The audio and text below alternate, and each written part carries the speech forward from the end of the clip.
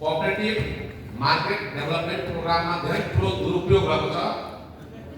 बागमती प्रदेश सहकारी सङ्घ र अन्तर्गतका 6वटा जिल्ला सहकारी सङ्घहरू काभ्रे, ललितपुर, चितवन, दार्जिलिङ, नुवाकोट, नामो जिल्ला सहकारी सङ्घहरू धेरै यही ठुलो दुरुपयोग भएको छ। र यसमाथि कारबाहीको लागि विगत 2 वर्षदेखि सहकारी विभागमा रिस्क मोलेर मैले उजुरिहालेको छु। किन कारबाही भइरहेको छैन ध्यान दिनुहोला। नेपाल पर्यटन केन्द्रीय सहकारी सङ्घको बारेमा पनि रजिस्ट्रारसँग माग गर्दछु। यो केन्द्रीय सहकारी सङ्घ भोले सङ्घको रूपमा यसलाई अहिले सुधार्नको लागि र हजुरसँग सम्बन्धित सहकारी प्रशिक्षण केन्द्र पनि भएको हुनाले सबै किसिमको तालिम चलाउँछ यो सहकारी केन्द्रले।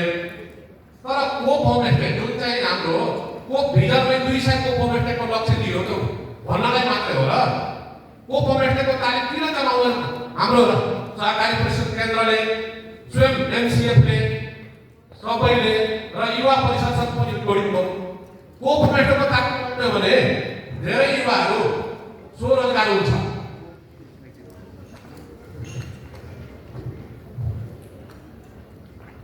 मेरा कुराहरू कस्तो छ?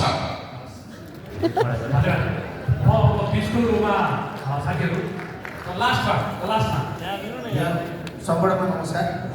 म मध्य नेपाल साथी पत्र हस्तान्तरण गर्ने अनुमति माग्नु भएको छ।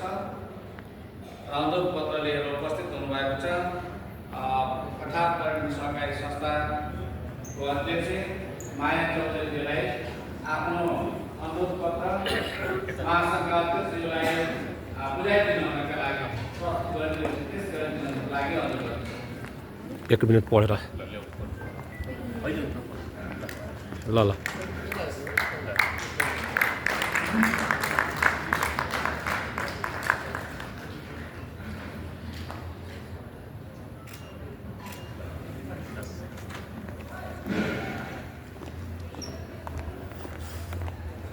धन्यवाद।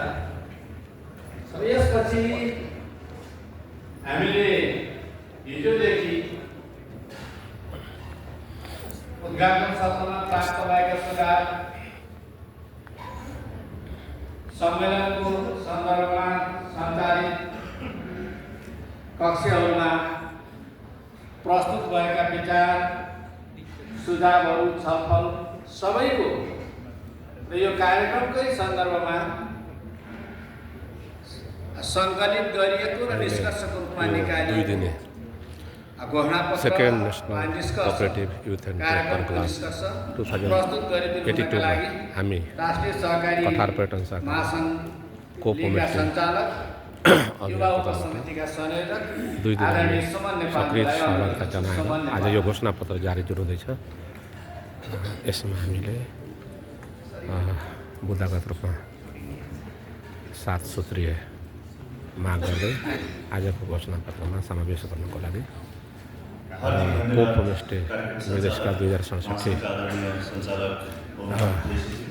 मा पुनर्लेखनको लागि पैरवी गर्नु र यो सहकारी क्षेत्रको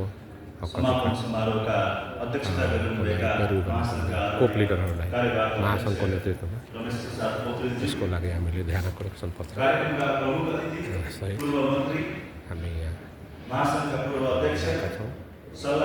अध्यक्ष कार्यवाहक कोप लिडरहरू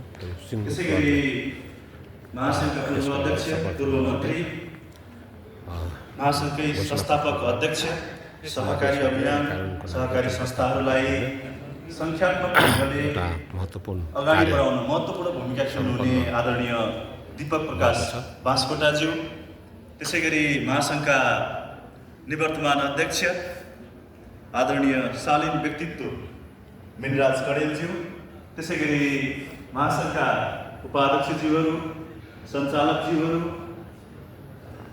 यो सम्मेलनलाई भव्यताका साथ सम्पन्न गर्नका लागि 7 प्रदेशबाट उपस्थित हुनुभएका सम्पूर्ण सहभागीहरू, प्रदेश स्तरीय जिल्ला सङ्घ लगायत सबै प्रारम्भिक संस्थाका अध्यक्षज्यूहरू, सहयोगी संस्थाका अध्यक्षज्यूहरू, प्रतिनिधिज्यूहरू, पत्रकार मित्रहरू, कर्मचारी साथीहरू साथीहरू यहाँहरू सबैमा महासङ्घको तर्फबाट मेरो तर्फबाट युवा समन्वयको समितिको तर्फबाट स्वीकार्नुहोस् जय सहकारीको अभिवादन। हामीले यो समापन समारोहलाई अत्यन्तै छोटो गर्ने जमर्को गरेका छौँ।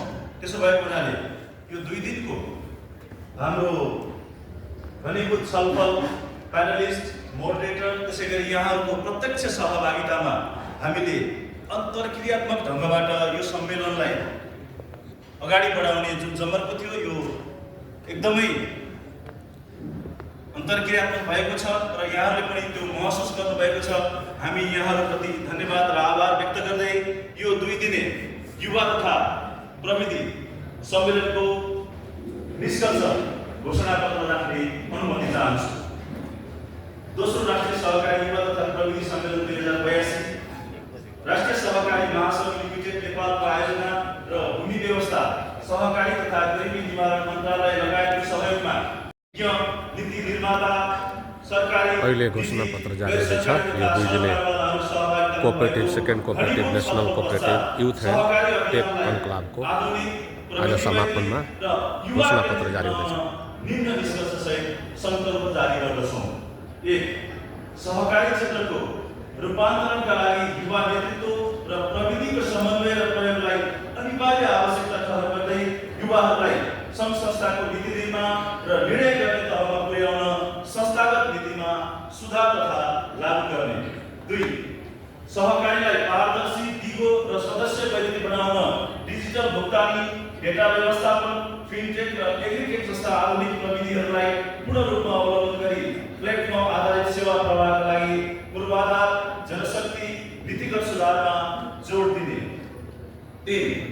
युवा मैत्री नीति, प्रविधि प्रयोग मैत्री कानुन र नवप्रवर्तनलाई प्रोत्साहन गर्ने वातावरण निर्माण गर्न सरकार, नियामक निकाय र सरकारी सहकारी अभियानबीच प्रभावकारी समन्वयको साथै नियमनको सरलीकरणमा जोड दिने।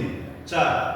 युवाहरूलाई प्रविधि र उद्यमशीलतामा दक्ष बनाउन देशव्यापी रूपमा सरकारी, निजी तथा गैर सरकारी सङ्घ संस्थाको सहकार्यमा तालिम, मेन्टरसिप, अनुसन्धान र नवप्रवर्तन केन्द्रहरूको स्थापना र विस्तारका लागि केन्द्रीय स्तरमा, अन्तर्राष्ट्रिय स्तर र प्रदेशहरूमा राष्ट्रिय स्तरको प्रविधियुक्त तालिम केन्द्र स्थापनाका लागि सरकारसँग माग गर्ने।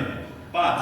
सहकारी मार्फत देशभरि नै युवा स्वरोजगार सिर्जना गर्न र स्टार्टअप व्यवसायमा युवाको आकर्षण बढाउन सहकारी सङ्घ संस्थाहरूको वित्तीय लगानी, प्राविधिक शिक्षा र व्यावसायिक सपोर्ट सिस्टम प्रदान गर्ने ठोस संयन्त्र तथा नीति निर्माण गर्ने।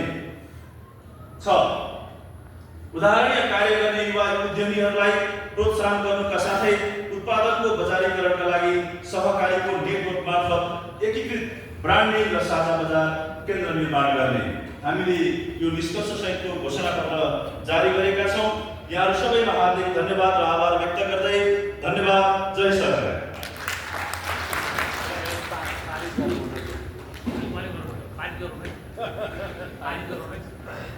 धन्यवाद सुमन सर।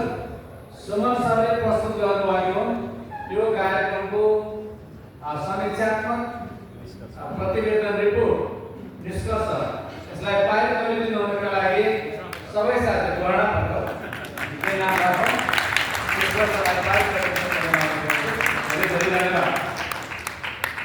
यसै बिचमा यो कार्यक्रम सम्पन्न गर्न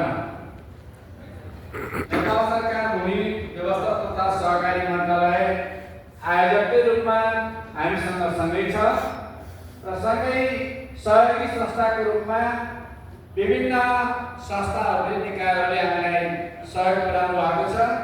म उहाँहरूको सम्मानमा नाम लिन चाहन्छु र नाम पश्चात तालिमको गडगडाटबाट उहाँहरूलाई हामी धन्यवाद प्रदान गर्नेछौँ। राष्ट्रिय सहकारी ब्याङ्कले ललितपुर, नेपाल केन्द्रीय सहकारी समिति ललितपुर, साना किसान लघु वित्तीय संस्थाले काठमाडौँ,